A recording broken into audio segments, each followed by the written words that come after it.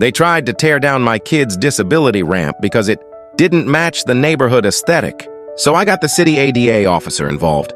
Now the HOA has to build a fully accessible walkway at their expense. I live in a gated community with exactly 72 identical beige stucco houses, manicured lawns, and white picket fences. My house is on a corner lot. It has a stone facade, ivy growing on the walls, and a red brick wheelchair ramp that curves elegantly from the porch to the driveway. That ramp wasn't just decoration. It was installed by my grandfather in the 1970s, long before the HOA existed, to accommodate my older sister. When the HOA took over in 2010, they signed off on grandfathered features like mine. Everything was fine until one morning, I walked outside and saw a bright orange spray paint outline around the ramp. Next to it lay a crisp official-looking letter from the HOA board.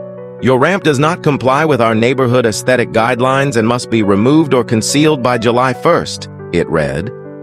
Failure to comply will result in daily fines. I called the HOA president, Clara, immediately. It's ugly, she said bluntly. It ruins the uniform look. I explained the ramp was ADA compliant and part of my family history. She shrugged. We don't care about history. We care about curb appeal. That's when I started digging. I pulled the city's public building records and found something interesting. My grandfather had legally installed the ramp with full ADA compliance nearly 50 years ago. Then I contacted the city's ADA compliance officer, Mark, and explained the situation. HOAs can't override ADA requirements, Mark said flatly. If they try, we'll make them pay. Over the next 2 weeks, Mark inspected my property and reviewed the HOA's actions. Then came the damning discovery. The HOA had illegally removed accessible parking spaces and blocked curb cuts near the clubhouse without approval. I sent Mark everything. On inspection day, I stood by as 2 city vans rolled into the neighborhood.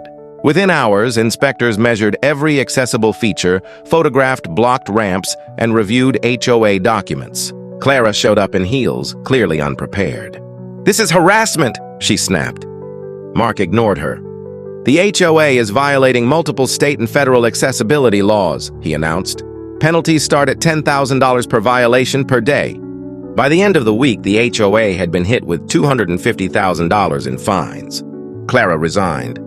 The board was dissolved and the city appointed an independent compliance manager. The kicker? The city forced the HOA to build a brand new, fully accessible brick walkway connecting the clubhouse, pool, and parking lot. It cost them $120,000, all out of HOA reserves. Today, my kid's ramp remains untouched, glowing red brick against the ivy.